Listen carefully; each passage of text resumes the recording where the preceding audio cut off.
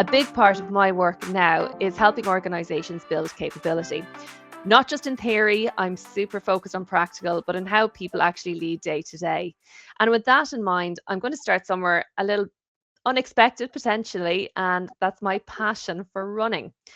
Now, I'm not a professional athlete, not even close. I am someone who signed up for things that felt like a great idea at the time and then had to follow through.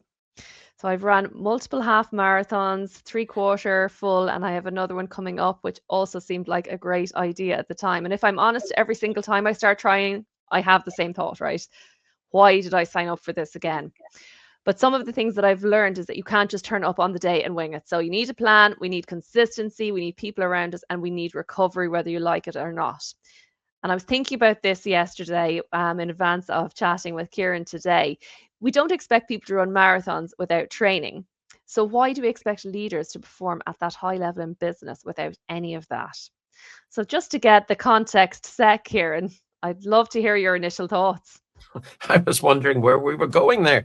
I thought, am I listening into the right podcast about the future work?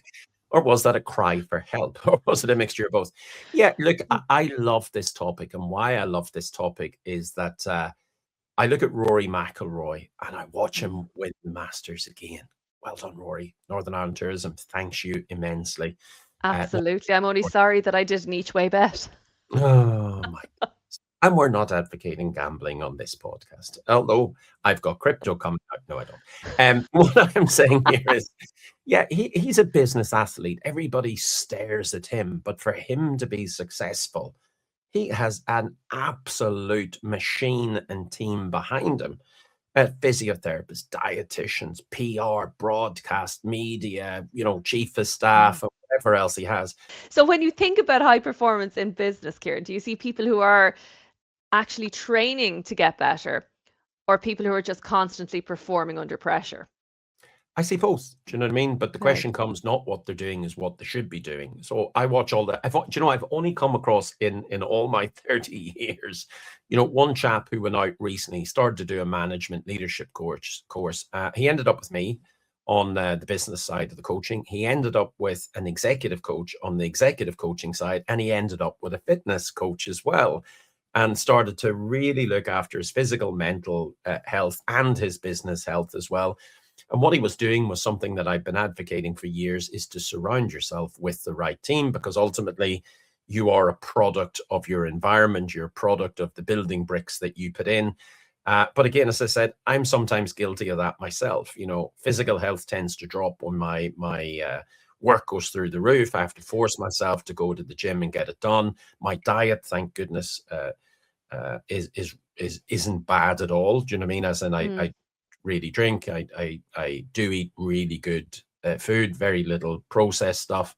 The only bit I don't have in my diet a lot of is water, because I much prefer coffee. But again, I think I've more to do, and it's finding brilliant people who are really good at what they're doing. So my mind food, for want of a better phrase, the bit that nourishes my thinking and brain, I actually struggle to meet really great people who are true experts, who've got an opinion that diverges from mine. Not that that's right or wrong, but we can have really good debate and help each other, and that isn't the norm. Now, is that me who I'm surrounding myself with? Is that we've people struggling to perform in general because they're exhausted? And I was teaching one global group today, and they're exhausted. They're all working at 120%, trying to transform business.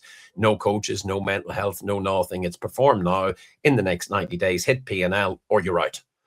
And that is something I'm seeing a lot of. So we need to recast, recalibrate, restart. But I don't know if we're in the market that's going to give us that permission to do so.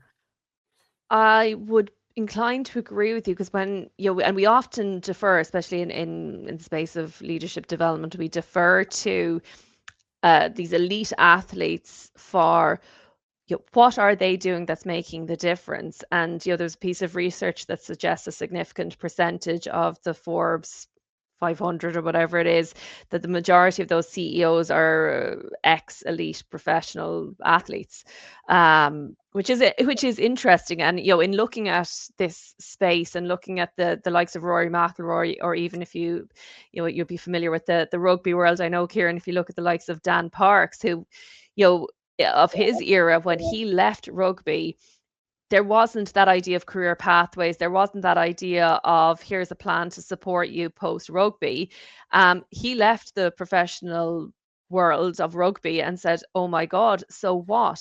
And he had to go through quite a number of iterations of himself, of where he wanted to be, of what he wanted to do before he landed. I think he's in insurance or something at the minute, but he speaks quite interestingly about the idea of routines and rituals and consistency that he took from his professional athlete days and still applies to his business day to days.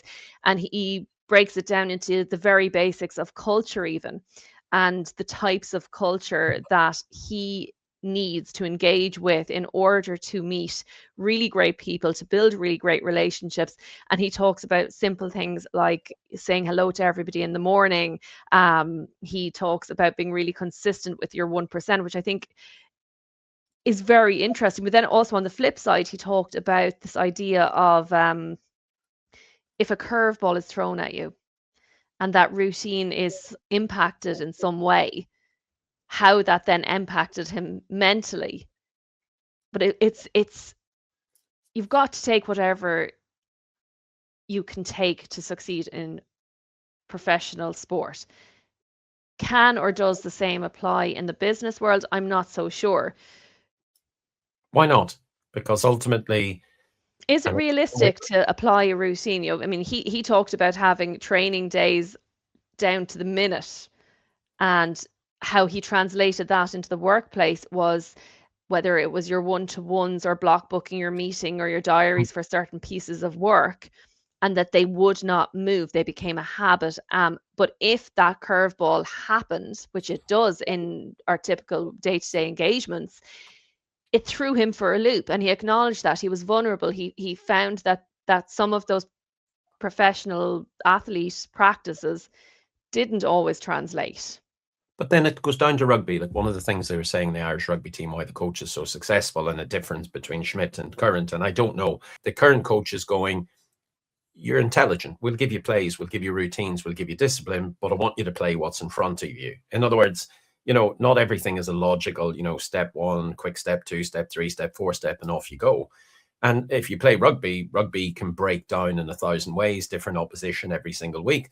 So I think it maybe comes down to the person themselves. Now, I do a course, I deliver it for high performance teams, and I'm the same. I build out what's known as a high impact calendar. Mm. And what we're looking at there is we're looking at, the business goals that need to be achieved, the growth, the cost, the whatever else. And we're going, okay, let's put, I call them big rocks, big chunks of time into the diary. So we're actually spending our time doing the things we should be doing. You do a bit of Pareto analysis. You look at what are the 20% of tasks, 80% of the value. Done. Right. Now we go into team coaching, because I want the team communicated with, coached. We got our agile ceremonies, we got our one-to-ones, we got everything else.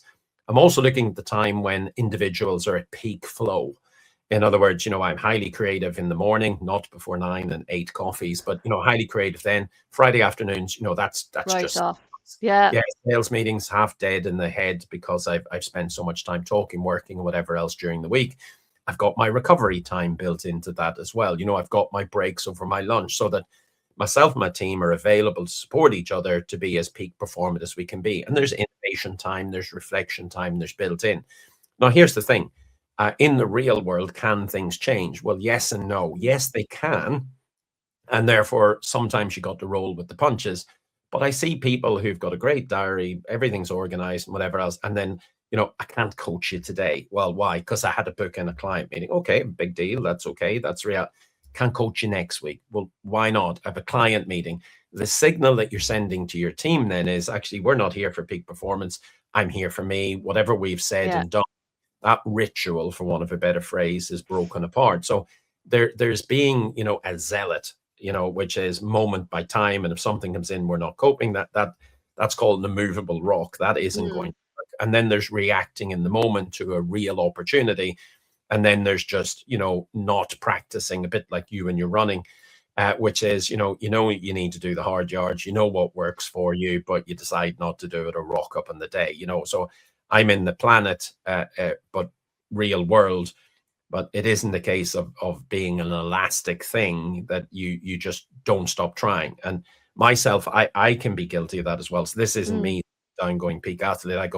I block things into my calendar to reflect on my work and my behaviors and my habits because I have to. And I'm trying to form what I call not rituals, I call them habits, to mm, force me to do the things that I should do. And I enjoy them. Same with exercise, Do I want to do it every day? No, I don't. mm. But it's harder if I don't do it in 3 days and then 5 days.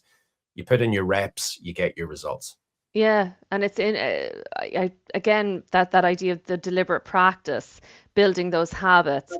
We need to be looking at where we're deliberately practicing, whether it's feedback, coaching, working beyond our comfort zone.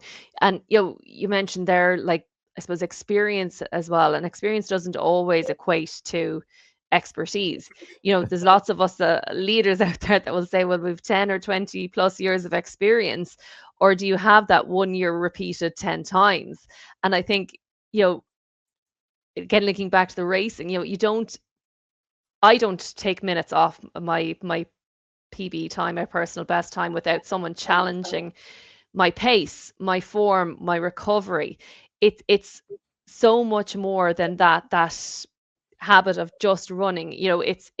Again, surrounding yourself with expertise. Elite athletes don't go it alone, okay? But why do leaders, which we've mentioned, no elite runner operates solo. There's coaches, physio, strength conditioning, nutrition, but leaders often still operate like solo performance, but expect that team level outcome. And I think it's interesting when we do advocate for leadership not being, say, an individual sport. We talk, I was only speaking with a group last week about delivering through others. You're moving from that individual contributor to delivering through other people, and it's closer to maybe a relay race opposed to that sprint or the high performance marathon runners. So if But is there leadership was your is there sport, a little let's bit say, of what's something here? missing? Yeah, but here's the thing. We go back to our athletes. They tend to be competitive. I'm massively competitive. No, I don't compete with you, and I don't mean that you personally. I mean I compete with me. Yeah. Hard race, and those athletes are at the front. I want to be number one. But as a society where we hero worship our leaders, when we talk about Rory McIlroy, oh, well done everybody in his team. Now let me congratulate Elon Musk. Oh, congratulations, he does Mm. 80 hours a week. He wins at Satya Nadal, Microsoft. So what, he is every one of the 30 50,000 employees. Why do we do that? Because I think we're a society. Are we allowing it to be to set us up for failure? Are we not willing to acknowledge the rest of the team? Are we too competitive? Is it some, any, or all that? I think many and all, if you're talking about performances, even that always on culture, the idea of burnout being normalized in business, performance is effort, but it's also recovery. And you've touched on it briefly, but if you look at running, we have rest days that are programmed. Hmm. Tapering, I've got a race coming up next week, and the next 7 days are taper for me, and I'm struggling with that. So I think I only have like 2 runs in the next 7 days, and I'm already peppering. I'm already having issues with that. I'm thinking, will I get a sneaky run in? And if I don't tell my coach, they won't know any different. But tapering is intentional, and we know that, say, overtraining leads to injury. But what would happen if your organization treated recovery as seriously as output? You don't get stronger during the run, you get stronger in the recovery. And then conversely, I was looking at an article that garnered a lot of interest online about a leader in Marks and Spencer's who was advocating for the always on culture, and that people need to be checking their emails when they're on holidays, and they need to be always available. And that's how to effectively lead. And interestingly, there was quite a significant amount of comments on that. Agreeing or disagreeing? What do you think? It depends on the animal. Do you know what I mean? If you're Yeah. in a consultancy business, you're hitting quarter to quarter to quarter to quarter, and you're not being eulogized for taking Mm, time off. I deal with a lot of companies who are putting AI in, and there's increasingly, thanks to health authorities and my good self, a focus on psychosocial impact of AI. In other words, if you think about Uber, and good company, all sorts, no criticism, no nothing here. mm, Algorithms optimize for output, the algorithms optimize for impact, the algorithms optimize for revenue. But there's a human being who is, to a degree, losing their agency. Yes, you can turn off, accept or not. don't accept, the algorithm's not going to pick you next time, you know. And therefore, the consultancies are under pressure to perform. You know, their money businesses, shareholders are demanding that. So if they take 10 hours out using AI to do, you know, redesign a workflow, redesign work altogether, then Mm. 10 hours is being put back into revenue generating work. So it's the culture of more tech, more work. And the And clients are demanding, by the way, that the consultancies drop the price by 50%, use AI to do it. So the entire environment, and I'm just using those as an example, but it mm, doesn't matter the company I come across. I've yet to go in where someone is going, Kieran, I want to hire you to come in to train my team to reclaim 10 hours. Not difficult, folks, whether you think it or not, bring me in. And what I want to do is I want to give them 5 hours recovery. I want to give them 3 hours investment training. And now they're able to do the work to much higher quality, the better outcome. You know, win, win, win, folks. It's not free the time, fiddle the time. Yeah, and that's the work I'm in. And you're sort of going, well, hold on, that's consultancy. That's every business I come across, FMCG to consulting to whatever. It doesn't matter. I work every sector, every country mm, globally, as you know, and I see it everywhere. And I, you know, to a degree, will there be a psychosocial impact? A bit like our social media piece because of AI. Well, I think AI is a tool and part of this culture, and I want to make sure I'm not connecting AI with, you know, the actual environment where mm. we're not practicing recovery. We have hero leaders that we're worshiping, and I just wonder whether we ourselves have got ourselves into that habit, but do we have a choice? Because if I'm working one of these globals and I walk in and say, folks, I put an AI, I've got 10 hours back. By the way, for me to achieve peak business athlete performance, I'm actually going to take Friday afternoons off, but my work is going to be so good the rest of the week that you will love me even more. I just don't think we can do that. No, and like organizations have done mini versions of that where they might do like no meeting blocks, half days, full days, but the expectation is still there in the background that it's all right, you can catch up later. And the I think the organizations that do this effectively, they might protect that time culturally because I know Shopify, we know famously cut thousands of meetings, and it wasn't just a case of it was in the calendar. It was culturally the norm, but most companies that introduce that, they just introduce it and then quietly override it. So how do we do this? Because in all the no, and I want to lean on two lenses. Hmm. Uh, the companies I work for are not my mommy or daddy. Do you know what I mean? I want them to create an environment where I perform, and you know me by now, I'm responsible for my own performance, but I can ruin it by my corporate culture and the market, and I can blame the market, but there is no such thing as a market. There's just people and expectations and whatever. But it's up to me to stop. It's up to me to invest in myself. It's up to me. But that feels like an awful lot of me as well. You know, and I've invested hundreds of thousands in my education, hour after hour after hour, and I've got the rewards back. So how much is me and how much is business that should be preparing me for peak performance? Mm, okay, it's an interesting question, and I'm thinking, I always, as I've always kind of said to you, is your appetite to own your development and own your career. That is something I always admire, but it is something that isn't wildly innate in people.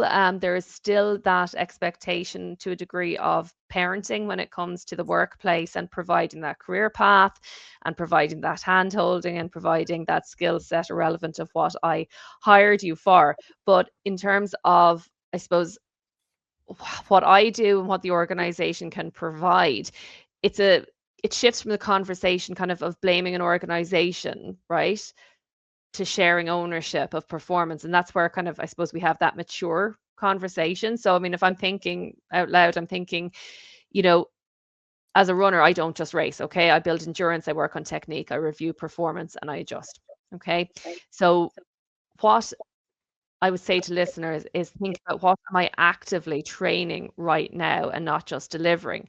So we own more of our performance than we think. Sometimes we have an association or assumption that we don't own all of it, that HR, dreaded HR, that HR owns some of it as well. But only if we treat it like something we need to build opposed to something that we need to prove. And build your own support team. Don't wait for one. Okay. In sport, no one gets better on our own. Okay. I know that when I joined running group, and I always swore blind that I couldn't run with people. It was one of the best things I ever did. But in business, we wait for that organization to provide coaching, to provide mentoring, to provide feedback. And often it doesn't come. Surprise. So flip it around. Ask who's challenging you, who's giving you honest feedback, and who's stretching your own thinking. And your performance ecosystem is your responsibility, not just your organization's. There's nothing to stop you asking those questions and seeking out those more informal relationships rather than waiting to be assigned a mentor, to be assigned a coach. If you're waiting for your organization to develop you, you're already behind. And again, similar to running, listen to your body. I'm not very good at it. I'm currently deep in physio for a number of niggles that I'm convinced are. Pots and kettle. But Yeah, what's the purpose of HR then, and what's the purpose of an org? Because you and I have been there, done that, recognize these things. But when I'm a junior in work, and forget this, longevity equal excellence. If that was the case, then your business for 30 years, you'd be paid billions. You know what I mean? That doesn't work like that. But what's the purpose of work then? What's the purpose of HR? What's the purpose of leadership? Because if we're telling people to come in and perform, and work out your own coaching network and work out your own goals and work out your own mental state and work out your own whatever, like there's a dichotomy here between, adult to child. Like, where does that begin and end? Because how many orgs have you went into, or teams, where people are going, well, the company hasn't, well, HR hasn't, well, HR, I can't count on the number of teams where I've walked in, change mentality, and the company has. Even last week, Kieran, I'm speaking with a group. We're talking about, funnily enough, and I'm not joking, we're talking about performance management, and we're talking how it has been tried and failed, and it hasn't stuck for whatever reason. And from 2 brief conversations, it's very apparent that HR is there to own performance. No, they're not. No, they're not. Okay, they're there to enable, they're there to design, they're there to challenge, but performance is owned by the individual, right? But or the the manager, environment or the leader shapes that performance, right? So who owns the environment? What's the leader's job then in this world? I think in this world, we should be looking at leaders promoting people without training them. We always come back to this.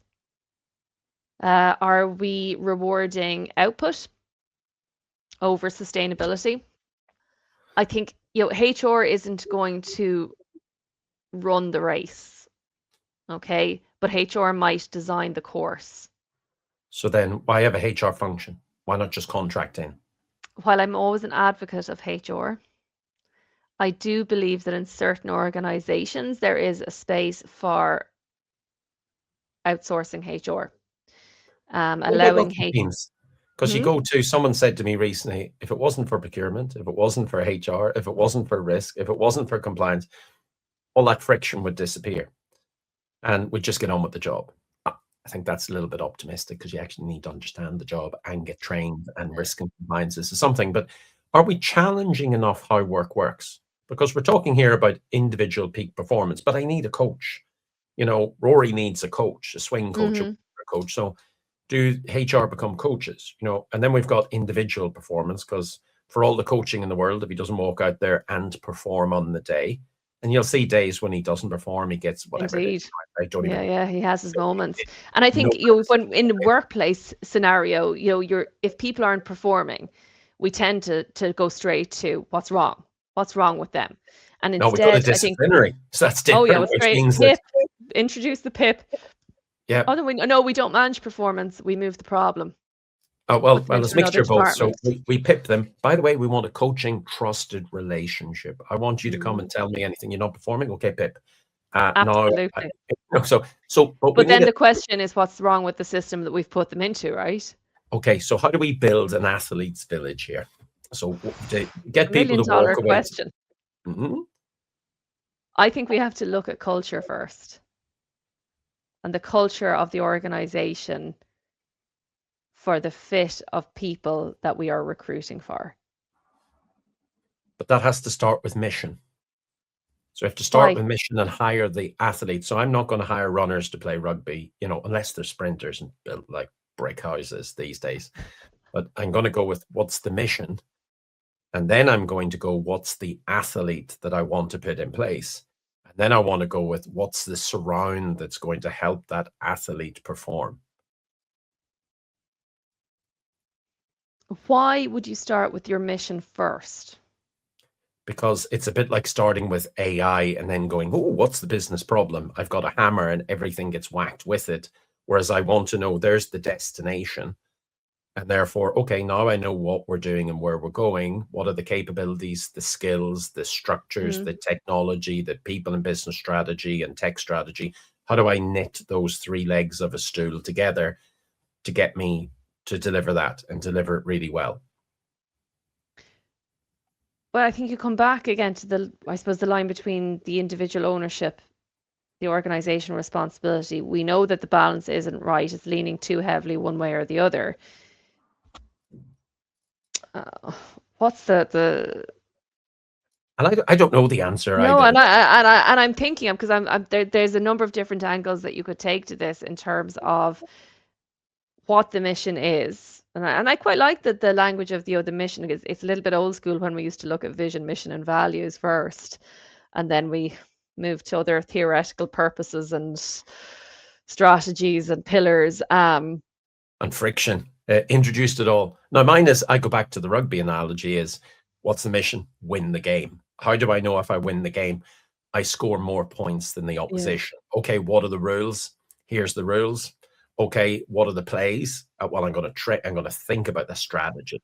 You know, how am I going to execute on those? Well, I'm going to roll the forwards and roll the backs. And that was one of the points that Dan Parks referenced actually as well, was it, I suppose, on top of layering on all that, was the people that surrounded him. And he was very clearly able to identify who supported him, who protected him, who enabled him, and it was very clear on the end goal. So maybe there's the sporting analogy where, you know, your enablers are HR. You know, your protectors are your risk and compliance, not to an over-engineered degree. Yeah. Procurement protects your business. You know, your managers and leaders, team managers and sports set strategy and direction, but ultimately they set you up for success. And now you have to go out and perform on the pitch. And when things get difficult, you know, that's where, for me, in a rugby pitch, you could tell the individuals who are going to go into their own shell and start to complain about everyone else and moan about how the weather, the referee, or anything else. Or you picked your team, and sometimes they weren't necessarily the best athletes. In other words, could I run 60 meters in 4.25 seconds, or do I have someone who can do it in 5? But I know the moment the ball gets wellied up the field, they're going to run, and they're going to run the next time and run the next time. So they're not leaving it, you know, to anyone else. And the best athletes I came across, the best rugby players, owned the performance and recognized they were part of a team and put their head very often where it shouldn't be. I'm not advocating for that 8 staples later. That was a mistake. You know what I mean? But it's one of these things where you're going, that's not the worst thing. And notice, I wasn't blaming the referee. And when my captain said something to me, I didn't go to HR. So I wonder how we get, you know, the recognition that we own our own performance. We are business athletes. Athletes have an environment around them that solves for that. And you and I mentioned we need to create our own. But yes, we do. But I also want the business to be there for it. If I'm talking about Ulster Rugby, there's a system set up to allow the team to operate at peak performance. And everything is analysed. And nobody sits and feels hard done by. Do you know what I mean? You're there to perform. You know the mission, you know the goals, and whatever else. Create the environment. Now go play the game. At the end of the game, you know, there's video analysis and whatever else. We look at data. Guess what happens in business? We make the mistake. We make the decision. We make the mistake. We move on. We fire the person next. You know, so I think business has a heck of a lot to learn from high performance sporting environments, but at the same time, if I look at the number of rugby players who are, you know, suffering from concussion, injuries, if I talk to some of the rugby players around the place who are carrying, you know, really severe injuries and praying to get to the end of the season where they can allow their body to recover. And then when they finish, they're absolutely in bits and not prepared for the future. I think there's a hell of a lot of lessons that we need to learn, bring that forward. So that is nurturing, it is supportive, it is adult to adult. There is an end game, but when people are putting in their peak performance, that's where companies have a responsibility to make sure, and this comes back to HR, mental health, and everything else, Yeah. environment, sleep, Yeah. recognizing when someone needs to turn off if they can't themselves, that actually that performance environment accounts for all angles of performance. And I think we've a hell of a lot to do to work that out, which is what To I'd get to like to that see. space. Yeah. That I'd love to see, and this is why I do like, ex-athletes coming in, but I'd Mm. also like some ex-coaches coming in. I'd like some chairs of some great rugby teams or sporting teams, whatever else is in there, to come in and explain what they've done, and for us to literally take the lessons, because quarterly targets are the outcome of performance. We can't use those as an excuse. Johnny Wilkinson once said, everybody watched me kick the winning goal. Mm. What they didn't watch was the thousands of hours that I put in behind the scenes to get the winning goal. But And companies that argue, peak quarter, don't have time, don't have time. No, that's an outcome. Everything else sets the foundations for peak performance. And at the end of a quarter, if your team are at peak performance, you will be hitting every single number and smashing that and mm, smashing competition. So therefore, how do we focus from a leadership, a HR, an environment, whatever perspective, to allow people to perform? And therefore, from that perspective, okay, what are the roles in business? So, the Johnny Wilkinson mental health coach, the Rory yeah. McIlroy swing coach, the dietitian, the physician, and whatever else. I think we need to relook at the structure. And in the absence of a company doing that, I think we need to look at that in ourselves.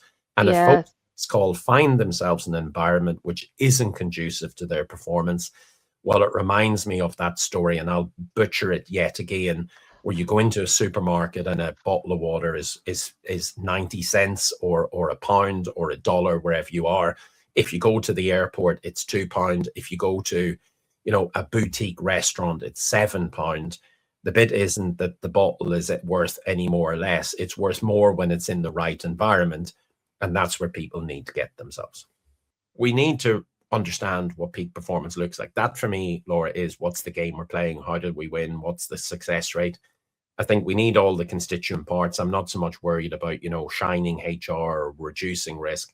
I'd just like us to stop and reflect for a moment and create an environment where everybody can be their best. Because imagine actually going to work in a place where you yourself were focused on peak performance. You had a team around you that cared deeply about you and your performance, and cared about the customer and the company performance and the supportive environment.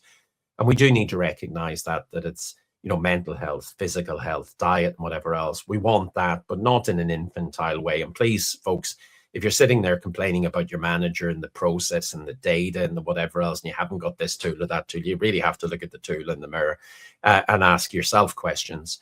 And I think this team sport needs played. And if we do Mm. peak perform, that's a combination of everyone and everything. Stop worshipping hero leaders. Stop concentrating and focusing on yourself. I'm not asking anyone to do the lifting for everyone else. We're asking people to take the share and do all these things right. Business becomes easy, or whatever it is, you're in public sector, because the outcomes will reflect the inputs. And that's, I think, where we need to be. What's your thoughts, Laura, to close this out?